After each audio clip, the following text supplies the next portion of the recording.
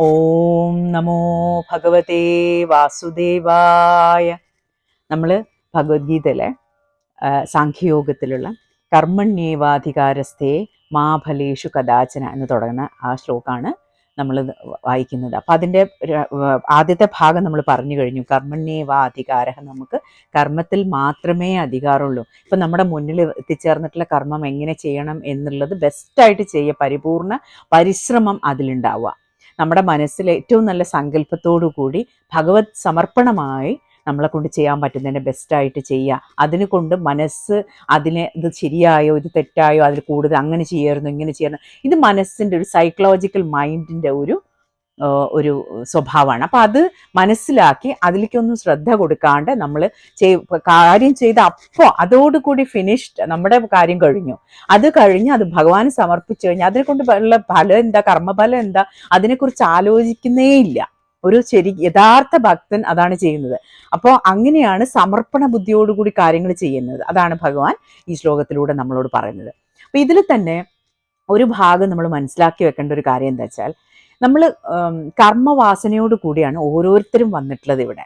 നമ്മുടെ കൂടെ ഇപ്പോൾ ആരൊക്കെയാണോ ഉള്ളത്, നമ്മുടെ കുടുംബമായാലും നമ്മുടെ ഓഫീസിൽ കൂടെ ജോലി ചെയ്യുന്നവരായാലും, നമ്മൾ വാക്കുകൾ കൊണ്ടോ കർമ്മം കൊണ്ടോ ബന്ധപ്പെടുന്ന ഓരോ ആളുകളും നമ്മളുടെ കർമ്മവാസന കൊണ്ട് നമ്മുടെ ജീവിതത്തിൽ വന്നു ചേർന്നിട്ടുള്ള ആളുകളാണെന്ന് മനസ്സിലാക്കി ഇനിയിപ്പോൾ അതിൽ നിന്ന് എങ്ങനെ രക്ഷപ്പെടും എന്നുള്ളതാണ് ക്വസ്റ്റ്യൻ. അപ്പോൾ ഇത് മനസ്സിലാക്കി ഭഗവത് സമർപ്പണമായി നമ്മളെ കൊണ്ട് പറ്റുന്നതിൻ്റെ ബെസ്റ്റായി എല്ലാവരെയും സഹായിക്കണം.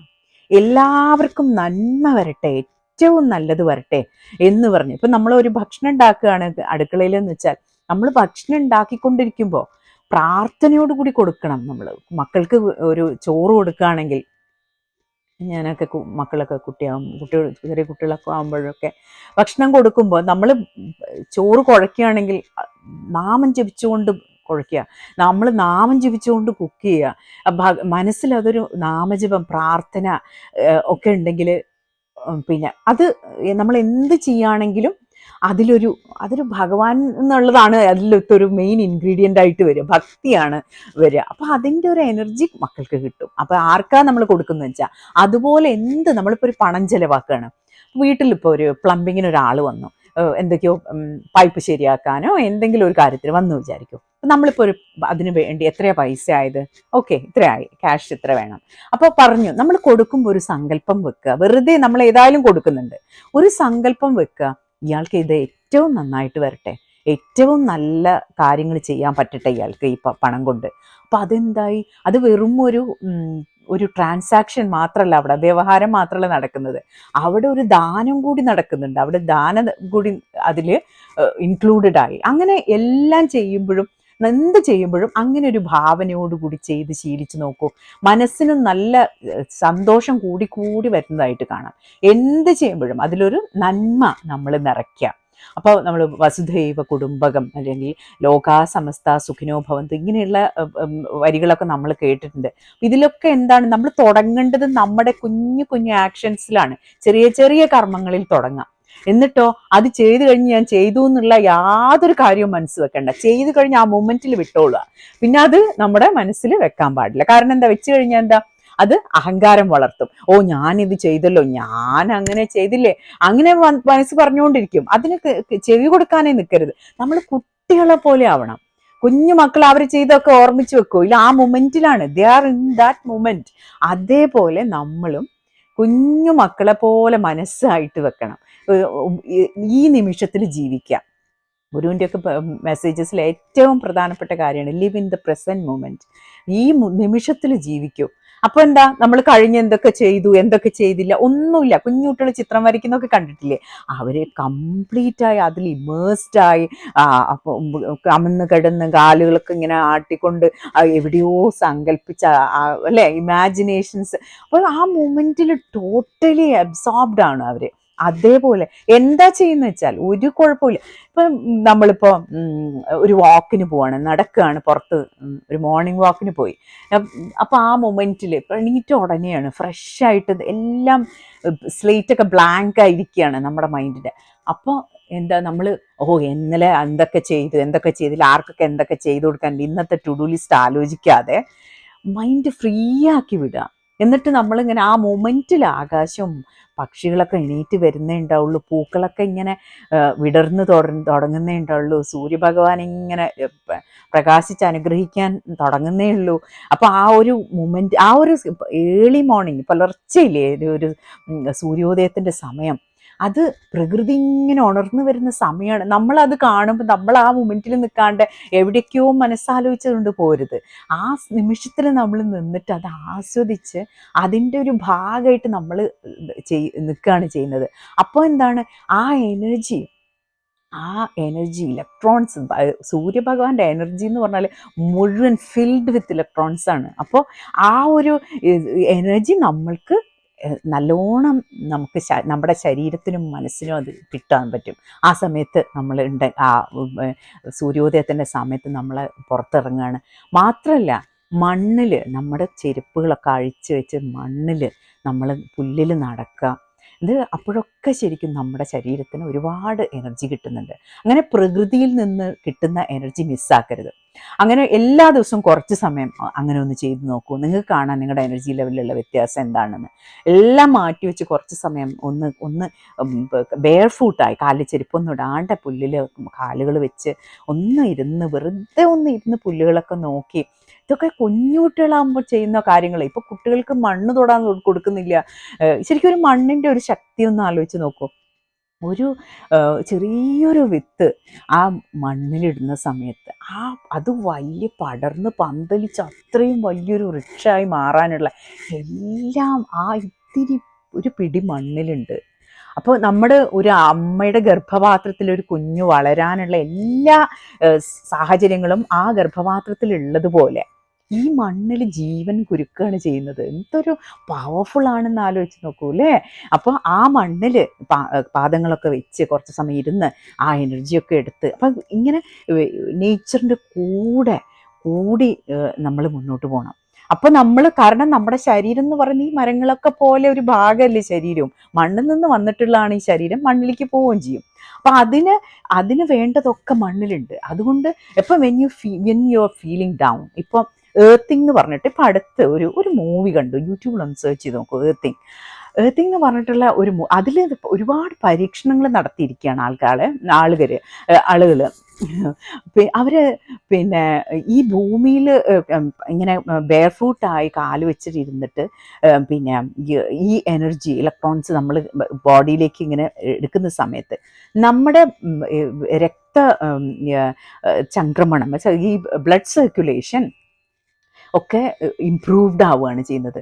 അതുപോലെ ബ്ലഡ് ചെയ്തുകൊണ്ട് വരുന്നതായിട്ട് കാണും. അപ്പോൾ ബ്ലഡ് ക്ലോട്ട്സ്, ആർട്ടറീസ് ഇതെല്ലാം ബെറ്ററായി വരുന്നതായിട്ട് പരീക്ഷണങ്ങൾ നടത്തി കണ്ടുപിടിച്ചതായിട്ട് അതിൻ്റെ എല്ലാ റിസൾട്ടും അതിലുണ്ട്. അതേപോലെ തന്നെ നവജാത ശിശുക്കൾ, നമ്മൾ പ്രീ മെച്യൂർ ബേബീസ് ഉണ്ടാവുമല്ലോ, ഈ കുഞ്ഞുമക്കളെ ഈ നിയോനേറ്റൽ ICUവിൽ നിന്ന് ഈ കുട്ടികളെ ഈ മണ്ണിലേക്ക് കണക്ട് ചെയ്തിട്ട് ഈ ശരീരത്തിലേക്ക് ഈ കണ്ടക്ടേഴ്സ് വെച്ചിട്ട് പരീക്ഷിച്ച സമയത്ത് 2 hours ഈ കുട്ടികൾക്ക് ഈ മണ്ണിൽ നിന്നുള്ള ഈ എനർജി ട്രാൻസ്മിറ്റ് ചെയ്തപ്പോൾ കുട്ടികൾക്ക് 60% ഇംപ്രൂവ് ചെയ്തു എന്ന്. കുട്ടികളുടെ ഈ വേഗൽ നെർവ് എന്ന് പറയില്ലേ, ഈ അമ്മമാരുടെ ഈ ഗർഭപാത്രത്തിൽ ഇരിക്കുമ്പോൾ കിട്ടുന്ന ആ ഒരു എനർജി, അവിടെ ഉള്ള സ്ഥലത്ത് കിട്ടുന്ന ആ ഒരു എനർജി കൊണ്ട് ഇംപ്രൂവ് ചെയ്യേണ്ട ഒരു കാര്യങ്ങൾ, അതൊക്കെ ഈ മണ്ണിൽ നിന്ന് കിട്ടുന്ന, ഈ എർത്തിൽ നിന്ന് കിട്ടിയിട്ടുള്ള എനർജിയിൽ നിന്ന് കുട്ടികൾക്ക് ഇമ്പ്രൂവ് ചെയ്തിരിക്കുകയാണ്. 60% ഇമ്പ്രൂവ്മെൻറ്റ് ഉണ്ടായി എന്നാണ് പറയുന്നത്.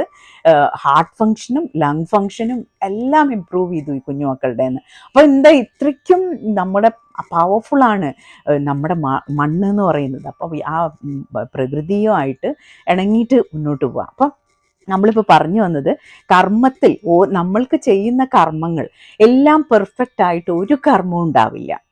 അത് നമ്മൾ വെറുതെ വിചാരിക്കുകയാണ് എല്ലാം പെർഫെക്റ്റായി ഞാൻ ചെയ്തു എന്ന് വിചാരിക്കുന്നുണ്ടെങ്കിൽ അതും തെറ്റാണ്. കാരണം അത് ഭ്രമതലത്തിലുള്ള വ്യവഹാര രംഗത്ത് ഒരു കാര്യങ്ങളും പൂർണ്ണമായി പെർഫെക്റ്റായി ചെയ്യാൻ പറ്റില്ല. എന്താണ് കാരണം എന്നറിയാം? പെർഫെക്ഷൻ എന്ന് പറയുന്നത് ആപേക്ഷികമാണ്. ഓരോരുത്തരുടെ മനസ്സിലുണ്ടാവുന്ന സങ്കല്പങ്ങൾ, പെർഫെക്ഷൻ്റെ ഒരു പരിപൂർണത എന്നുള്ള ഒരു സങ്കല്പം ഉണ്ടാവുമല്ലോ, അത് ഓരോ വ്യക്തിക്കും വ്യത്യസ്തമാണ്. നമ്മുടെ മനസ്സിലുള്ള ആശയങ്ങളും സങ്കല്പങ്ങളും വിശ്വാസങ്ങളും അനുസരിച്ച് ഈ പെർഫെക്ഷൻ, നോർമൽ എന്നുള്ള കാര്യങ്ങളൊക്കെ വ്യത്യാസം വന്നുകൊണ്ടിരിക്കും. അപ്പോൾ നമ്മൾ പണ്ട് ഒരു 10 കൊല്ലം മുമ്പ് വിശ്വസിച്ച കാര്യമായിരിക്കില്ല ഇപ്പം നമ്മൾ മനസ്സിലാക്കുക, ഓ അങ്ങനെ ആയിരുന്നില്ല ഈ കാര്യം, അല്ലേ? അപ്പൊ ഇതുപോലെ ഭൂമി ഉരുണ്ടതാണെന്ന് പിന്നെ ആണ് കണ്ടുപിടിച്ചത്. ആദ്യം പരന്നതായിരുന്നു എന്ന് പറഞ്ഞത്. അങ്ങനെ അത് വിശ്വസിച്ച് കുറെ വർഷങ്ങൾ കഴിഞ്ഞപ്പോൾ അത് കംപ്ലീറ്റ് ആയിട്ട് മാറ്റി ചിന്തിക്കേണ്ടി വന്നു, അല്ലെ? ആദ്യം അത് പറഞ്ഞപ്പോ അങ്ങനെയൊന്നും അല്ല എന്ന് പറഞ്ഞ ആളുകൾ ചിരിച്ചു തള്ളിയിട്ടുണ്ടായിരുന്നു. അപ്പൊ ഇതുപോലെ വിശ്വാസങ്ങളൊക്കെ അത് മാറിക്കൊണ്ടിരിക്കും. അപ്പൊ പരിപൂർണമായി പെർഫെക്ഷനോടുകൂടി ഒരാൾക്കും ഒന്നും ചെയ്യാൻ പറ്റില്ല. അപ്പൊ നമ്മളിപ്പോ എന്ത് ചെയ്തു എന്ന് തോന്നുമ്പോഴും അത് സമർപ്പണത്തോടുകൂടി, ഒരു യഥാർത്ഥ ഭക്തൻ എന്താ ചെയ്യുന്നത് വെച്ചാൽ പൂർണ്ണമായ സമർപ്പണത്തോടുകൂടി കാര്യങ്ങൾ ചെയ്യുക. ഭഗവാനാണ് ചെയ്യുന്നത്, ഭഗവാനാണ് ചെയ്യിപ്പിക്കുന്നത്. ഈ നമ്മൾ കൈകാര്യം ചെയ്യുന്ന ഓരോ കാര്യങ്ങളും, ചെറിയ ചെറിയ കാര്യങ്ങൾ, ഈ ഫോണ്, നമ്മളിപ്പോൾ മുന്നിലുള്ള വസ്തുക്കളെല്ലാം ചുറ്റും ഒന്ന് നോക്കൂ, റൂമിൽ എന്തൊക്കെ കാര്യങ്ങളാണ്, എല്ലാം ഭഗവാനാണ് എന്നുള്ളത് വിചാരിച്ചുറപ്പിച്ചു കഴിഞ്ഞാൽ ഈശാവാസ്യം ഇതം സർവം എന്നുള്ള ആ ഒരു സ്പേസിൽ നമ്മൾ എത്തിക്കഴിഞ്ഞു. അപ്പൊ എന്താണ് സമർപ്പണം എന്ന് ചോദിച്ചാൽ, ഈ കർത്തൃത്വം ഇല്ലാതെ നമ്മൾ കാര്യങ്ങൾ ചെയ്യണം. ഈ ഭഗവാനും ഈ കാര്യങ്ങളെല്ലാം നടക്കുന്നു, ഭഗവാനുണ്ട്, അതിനിടയിൽ ഞാൻ എന്ന ഒരു കാര്യത്തിന് അവിടെ ഇൻസേർട്ട് ചെയ്യാണ് ചെയ്യുന്നത്. അതങ്ങ് എടുത്തു കളയാം, ഞാനങ്ങ് എടുത്തു കളയാം, അവിടെ എല്ലാം ഭഗവാനെ അവിടെ ഇൻസേർട്ട് ചെയ്യാം. ഈസിയാണ്, സിമ്പിളാണ്. അങ്ങനെ ചെയ്യുന്ന സമയത്ത് നമ്മൾ കർത്തൃത്വം നമ്മളെ വിട്ടുപോകും. ഞാൻ ചെയ്തു ഒന്നുമില്ല. അപ്പൊ എല്ലാറ്റിലും പെർഫെക്ഷൻ ആയി. നമ്മൾ ശ്രീരാമസ്വാമിയുടെ കഥ എടുത്ത് നോക്കിയാൽ തന്നെ അറിയാം, എത്രയധികം വിമർശനങ്ങൾ അദ്ദേഹത്തിന് നേരിടേണ്ടി വന്നിട്ടുണ്ട്. അത് ശരിയാണോ തെറ്റാണോ, ആരാണ് അത് ജഡ്ജ് ചെയ്യാനുള്ള ആള്? നമുക്ക് ആർക്കാ അത് ജഡ്ജ് ചെയ്യാനുള്ള അധികാരം? അത് ആ നിമിഷം അങ്ങനെയായിരുന്നു സംഭവിക്കേണ്ടത്. അത് പ്രകൃതി തീരുമാനിച്ചു കഴിഞ്ഞതാണ്, സ്ക്രിപ്റ്റ് ഉണ്ടാക്കി കഴിഞ്ഞതാണ്. ഇവർ രൂപം എടുത്ത് വരുന്നതിന് മുമ്പ് തന്നെ, അവതാരം എടുത്തു എന്ന് പറയുന്നു, അവതാരത്തിന് മുന്നേ തന്നെ ഇത് തീരുമാനിക്കപ്പെട്ടതാണ്, ഈ സ്ക്രിപ്റ്റിൽ അത് നിശ്ചയിക്കപ്പെട്ടതാണ്. ഇതാണ് സത്യം. അപ്പോൾ നമ്മളെ അറിയില്ല എന്നുള്ള സ്പേസിൽ നിൽക്കുന്നതല്ലേ ഏറ്റവും നല്ലത്. നമുക്കറിയില്ല, ഐ ഡോണ്ട് നോ. എല്ലാ കാര്യങ്ങൾ വരുമ്പോഴും ഒരു സംശയം, അങ്ങനെയല്ലേ ഇങ്ങനെയല്ലേ, 100 ആളുകൾ പല പല അഭിപ്രായം പറയും. എന്താ നമ്മളോടും ചോദിക്കുന്നത്, അല്ല നിങ്ങളുടെ അഭിപ്രായം എന്താ? ഐ ഡോണ്ട് നോ, അറിയില്ല. ഓരോ കാര്യങ്ങളും നമുക്കറിയാത്ത എന്തൊക്കെ തലങ്ങളിലുള്ള കാര്യം ഉണ്ടാവും ഒരു ചെറിയൊരു ഇവന്റിൽ തന്നെ, അല്ലേ? ഒരു ചെറിയൊരു ഇവന്റ് നടന്നു, അതിനെക്കുറിച്ച് ഒരാൾ മരണപ്പെട്ടു. ഇനിയിപ്പോൾ വേറൊരാൾ പറയണ, ഒരാള് ഇയാളെ കൊലപാതകം ചെയ്തതാണ്, അങ്ങനെയുള്ള. അപ്പൊ അതിനുള്ളിലൊക്കെ എന്തൊക്കെ കാര്യങ്ങൾ നടന്നിട്ടുണ്ടാവും. നമ്മൾക്ക് എന്തെങ്കിലും അറിയോ? ഒന്നും അറിയില്ല എന്നുള്ളതാണ് സത്യം. കാരണം ഓരോരുത്തരും കാണുന്ന ലോകം ഡിഫറെൻ്റ് ആണ്, വ്യത്യസ്തമാണ്. അപ്പോൾ ഒരു വീട്ടിൽ ഇപ്പം നമ്മൾ പുറത്ത് കാണുന്ന ഓരോരുത്തരും നമ്മൾ അറിയാമെന്ന് വിചാരിക്കുന്നു, പല കാര്യങ്ങളും നമ്മൾക്ക് അറിയാമെന്ന് വിചാരിക്കുന്നു. അവരുടെ വീട്ടിൽ പോയി നോക്കി അവരുടെ കൂടെ ഇരുന്നാൽ പോലും നമുക്ക് ഒരാളെ മനസ്സിലാക്കാൻ പറ്റില്ല എന്നുള്ളതാണ് സത്യം. കാരണം ഓരോ സിറ്റുവേഷൻസിൽ അവരെങ്ങനെ റിയാക്ട് ചെയ്യും എന്നുള്ളത് ഇറ്റ്സ് അൺപ്രഡിക്റ്റബിൾ. നമുക്ക് പറ്റില്ല, അത് ഇമാജിൻ ചെയ്യാൻ പറ്റില്ല. കാരണം വി ഡോണ്ട് നോ. അത് ആ മൊമെന്റ് എത്തിക്കഴിഞ്ഞാൽ മാത്രമേ അറിയുള്ളൂ നമ്മൾ എങ്ങനെയാ റിയാക്ട് ചെയ്യുക ഒരു സംഭവത്തിനോട്. നമ്മൾ വിചാരിക്കും നമുക്ക് നമ്മളെ നന്നായിട്ട് അറിയാമെന്ന്. We don't know. ഒരു സിറ്റുവേഷൻ എത്തി ചിലപ്പോൾ പറയും, എന്നെ കൊണ്ട് അതിനൊന്നും പറ്റേയില്ല. You don't know. അങ്ങനത്തെ ഒരു സിറ്റുവേഷനിൽ എത്തിപ്പെട്ടാൽ എന്ത് ചെയ്യും? നമ്മൾ ആ മൊമെന്റിനനുസരിച്ച് നമ്മൾ കർമ്മങ്ങൾ ചെയ്യേണ്ടി വരും. അപ്പോൾ എന്താ പറഞ്ഞു വരുന്നത് വെച്ചാൽ, കർത്തൃത്വം ഉപേക്ഷിച്ച് സമർപ്പണ ഭാവത്തോടു കൂടി കർമ്മങ്ങൾ ചെയ്യണം. കർമ്മങ്ങൾ ചെയ്യാതിരിക്കരുത്. അതും പ്രധാനപ്പെട്ട കാര്യമാണ്. ഈ കർമ്മവാസന വിട്ടുപോകണമെങ്കിൽ ഇത് മാത്രമേ വഴിയുള്ളൂ. അപ്പോൾ ഈ കർമ്മങ്ങൾ ചെയ്യാതോ ഇനി മുതൽ ഞാൻ കർമ്മമൊന്നും ചെയ്യുന്നില്ല എന്നൊക്കെ വിചാരിച്ചിട്ട് നമ്മൾ പലരും പക്വത ഇല്ലാതെ സന്യാസത്തിലേക്ക് പോകുന്നതായിട്ട് കാണുന്നുണ്ട്. അതുകൊണ്ടാണ് ഭഗവാൻ പറയുന്നത്, മാ കർമ്മഫലഹേതുർഭൂ മാതേ സംഗോസ്ത്വകർമ്മണി. അകർമ്മത്തിൽ സംഘം വന്നു പോരുത്. അപ്പൊ അവിടെ പറയുന്നത് ഫലേച്ഛ കൂടാതെ കർമ്മം ചെയ്യണമെന്ന് പറഞ്ഞാൽ ഫലം കൈവരുമ്പോൾ അത് ഉപേക്ഷിക്കണമെന്നല്ല അർത്ഥം. ഫലസ്വരൂപം അനിശ്ചിതമാകിയാൽ സദാ ഫലത്തെ ചിന്തിച്ച് മനസ്സ് ചഞ്ചലമാകരുത്, അതാണ് കാര്യം. മനസ്സ് ചഞ്ചലപ്പെടരുത്, മനസ്സിന് സമനില പാലിക്കാൻ പഠിക്കുക. അപ്പൊ ഈ കുട്ടികളൊക്കെ എക്സാം ഒക്കെ കഴിഞ്ഞു കഴിഞ്ഞാൽ പിന്നെ അതെന്നെ ആലോചിച്ചിട്ട് വിഷമിച്ച് ഇങ്ങനെ ഇരിക്കുക. പിന്നെ ആളുകൾ ഇന്റർവ്യൂവിന് പോയി അങ്ങനത്തെ എന്തായിരിക്കും. അപ്പൊ എന്ത് കർമ്മത്തിനും നമ്മളിപ്പോ ഒരു കാര്യം ചെയ്ത് അതിന്റെ റിസൾട്ട് വരുന്നതിന് ഇടയിലുള്ള ഒരു പീരീഡ് ഉണ്ട് അല്ലെ, ഒരു വെയിറ്റിംഗ് പീരീഡ്. ആ സമയത്ത് നമ്മൾ എങ്ങനെ നമ്മുടെ മനസ്സിനെ മാനേജ് ചെയ്യുന്നു എന്നുള്ളത് വളരെ ഇമ്പോർട്ടൻ്റ് ആണ്. നമ്മുടെ സമനില എത്രത്തോളം എത്തിയെന്ന് മനസ്സിലാക്കാൻ അത് നല്ലോണം സഹായിക്കും. അപ്പൊ നോക്കുക, എത്ര എത്ര എത്തിയിട്ടുണ്ട് എൻ്റെ മനസ്സ്, എത്ര സമാധാനത്തെ ശാന്തിയിലാണ്. ഈ അൺനോൺ ഏരിയാസ് വരില്ലേ ലൈഫില്, പലപ്പോഴും പലപ്പോഴും പലപ്പോഴും ഓരോ ആളുകളും ഗോ ത്രൂ ചെയ്യേണ്ട കാര്യമാണിത്. അൺനോൺ ഏരിയ, ഒരു ഗ്രേ ഏരിയ, ബ്ലാക്കും അല്ല കറുപ്പും അല്ല വെളുപ്പും അല്ല, അതിനിടയിലുള്ള ഒരു ഏരിയ. കാരണം അത് അവിടെ എന്താണെന്ന് അറിയില്ല, അൺനോൺ ആണ്, നമുക്കറിയില്ല. ചിലപ്പോൾ നമ്മളിപ്പോൾ ഒരു ടെസ്റ്റ് ചെയ്തു, ഒരു ബ്ലഡ് ടെസ്റ്റ് ചെയ്തു, അതിനുള്ള റിസൾട്ട് വരണം, എന്തെങ്കിലും ഒരു സംശയം, ഡോക്ടർ എന്തോ സംശയം പറഞ്ഞു, അപ്പം അത് നമ്മൾ വെയിറ്റ് ചെയ്യാണ്. അത് ഭയപ്പെട്ട് അതിൻ്റെ എല്ലാ സാധ്യതകളിലൂടെയും മനസ്സ് പോയി നോക്കും, എവിടെയൊക്കെ എന്തൊക്കെയാ ഭയപ്പെടുത്താൻ പറ്റുമെന്ന് വെച്ചാൽ മാക്സിമം കാര്യങ്ങൾ അദ്ദേഹം കൊണ്ടുവരും. അത് നമ്മുടെ മനസ്സിൻ്റെ ഒരു സ്പെഷ്യാലിറ്റിയാണ്. നമ്മൾ എന്ത് ചെയ്യണം, നമ്മൾ മനസ്സിനെ നമ്മളെ കൺട്രോൾ ചെയ്യാൻ സമ്മതിക്കരുത്. ഇതിപ്പോ ഒരു പട്ടിക്കുട്ടി ഉണ്ട് നമുക്ക്, ആ പട്ടിക്കുട്ടീനെ നമ്മൾ അതിന്റെ ലീഷിട്ട് നമ്മൾ നടക്കാൻ കൊണ്ടുപോയി, അതാണോ നമ്മളെ പിടിച്ച് വലിക്കുന്നത്, അല്ല നമ്മൾ അതിനെ പിടിച്ച് വലിക്കുന്നുണ്ടോ, അതാണ് നോക്കേണ്ടത്. ഇതേപോലെയാണ് മനസ്സിന്റെ കാര്യം. മനസ്സ് നമ്മളെ പിടിച്ച് കൺട്രോൾ ചെയ്യുന്നുണ്ടോ, അല്ലെങ്കിൽ നമ്മളെ കയ്യിലാണോ മനസ്സിരിക്കുന്നത്? കാരണം ഇതൊരു ഉപകരണമാണ്, നമുക്കിപ്പോ ഉപയോഗിക്കാൻ വേണ്ടി കിട്ടിയിട്ടുള്ള ഒരു ഉപകരണമാണിത്. അപ്പൊ അതിനെ നമ്മൾ വേണം കൺട്രോൾ ചെയ്യാൻ. അപ്പൊ അതിനെ കൺട്രോൾ ചെയ്യാന്ന് വെച്ചാൽ അതിനെ പൂർണ്ണമായി ഇന്നത് ചിന്തിക്കണം എന്നൊന്നും പറയാനൊന്നും നമുക്ക് ഒരു അധികാരമില്ല, നമുക്ക് പറ്റില്ല.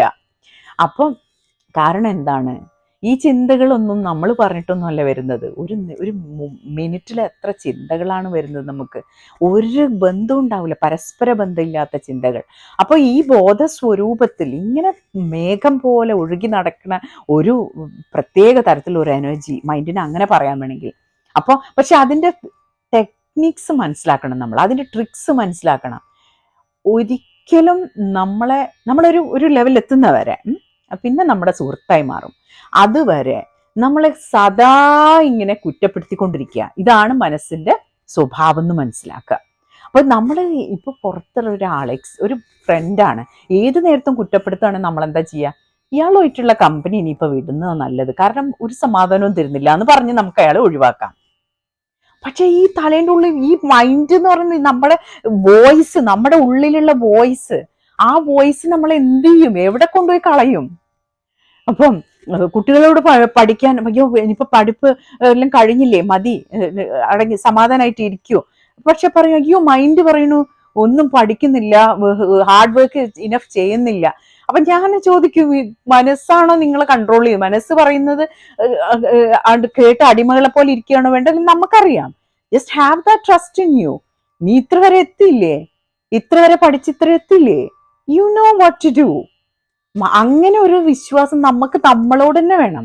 ചിലർക്കുണ്ടാവും അടങ്ങി ഒരു മിനിറ്റ് ഇരിക്കാൻ പറ്റില്ല, എപ്പോഴും എന്തെങ്കിലും ചെയ്തുകൊണ്ടിരിക്കണം, അല്ലെങ്കിൽ മൈൻഡ് ഒരു വേസ്റ്റിംഗ് ടൈം എന്നുള്ള ഒരു ഫീലിംഗ് വരും.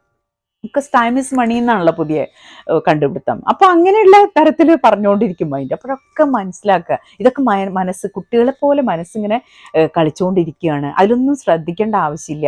എനിക്ക് ഓരോ സമയത്ത് എന്തൊക്കെയാ ചെയ്യേണ്ടത് വെച്ചാൽ ഭഗവാൻ എനിക്ക് തോന്നിപ്പിച്ചെന്ന് വന്നോളും. ഇങ്ങനൊരു വിശ്വാസം ഉണ്ടായി നമ്മൾ സമർപ്പണത്തോടു കൂടി മുന്നോട്ട് പോവാം. എല്ലാവർക്കും സാധിക്കട്ടെ. ഓം നമോ നാരായണായ. ശ്രീകൃഷ്ണ ഗോവിന്ദ ഹരേ മുരാരേ, ഹേ നാഥ നാരായണ വാസുദേവ. ശ്രീകൃഷ്ണ ഗോവിന്ദ ഹരേ മുരാരേ, ഹേ നാഥ നാരായണ വാസുദേവ.